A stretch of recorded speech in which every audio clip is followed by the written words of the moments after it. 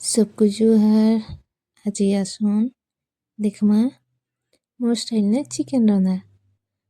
मैं आधा KG chicken नहीं छे आउ तार लगी मसला रेडी करमा।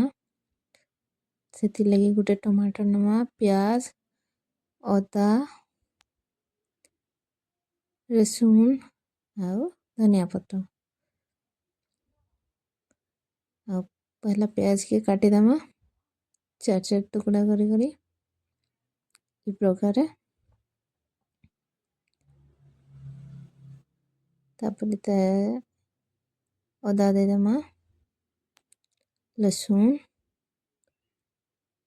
धनिया पत्र आउ टमाटर काटिकिना। तापर ताके ग्राइंड कर दमा ई प्रकार। तापर कढ़ाई बसमा, 2 चामच तेल दमा। तेल गरम होला परे 3टा तेज पत्र पके दमा। तापर प्याज डाल दमा। तार प्याज भजा हो गला परे सेथिरे हमें डालमा जेन बाटी थिना मसला।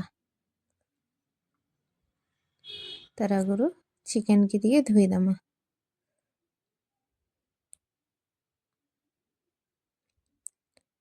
2 ରୁ 3 थर जेंता करबी चिकेन के धोइबे।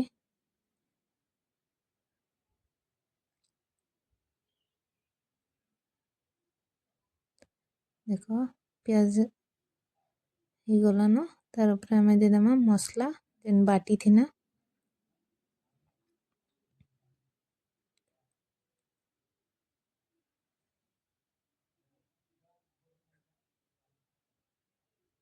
तापर जेन जार रे टिके पानी दे करी जार रे जेन मसला थिबा सेटा के धोई करी सेति पकई दमा।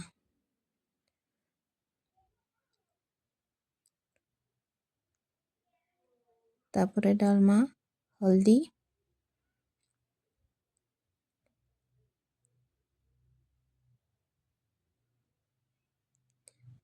तापर डालमा मिर्चा पाउडर आउ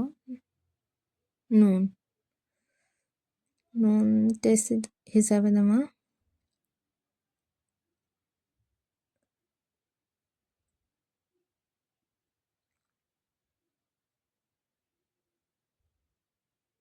और तारपर दमा मिर्चा पाउडर, जीरा धनिया किछि नै दो। देखबे बिना जीरा धनिया रे भी बहुत टेस्ट लागसी। खाली रे हमें इथरे डालमा चिकेन मसला।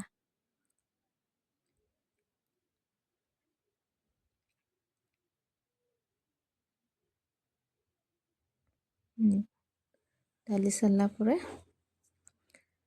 ताके 2 ରୁ 3 मिनट मसला संगे छाड़ी दमा। देखो मसला रेडी हो गला न। तार ऊपर हमें दमा चिकेन।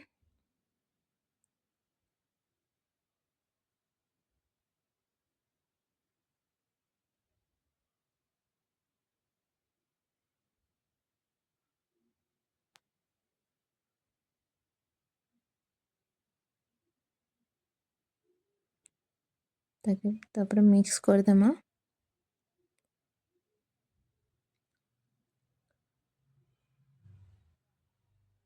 देखो एंता कर मिक्स करी गना तार ऊपर ताके ढाकी दमा।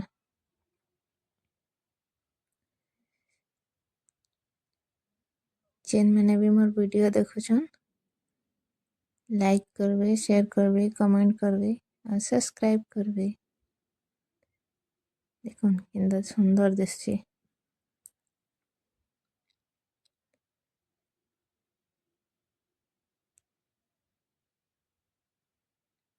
मझे मझे घाटू थिबे नहले जली जिबा।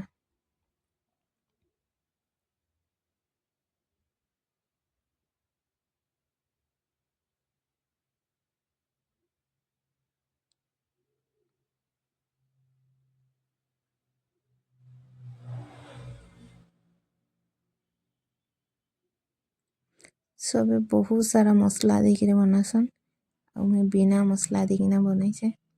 थरे घरे ट्राए करबे केनता लागुची कहबे कमेंट करबे। देखो मांस सिझी आसलान तो टिके हल्का पानी देदेमा ताकि जेन मसलाटा भितरे टिके जूस टाइप रहीकिना भल आवा। देखो केते सुंदर दिसछे।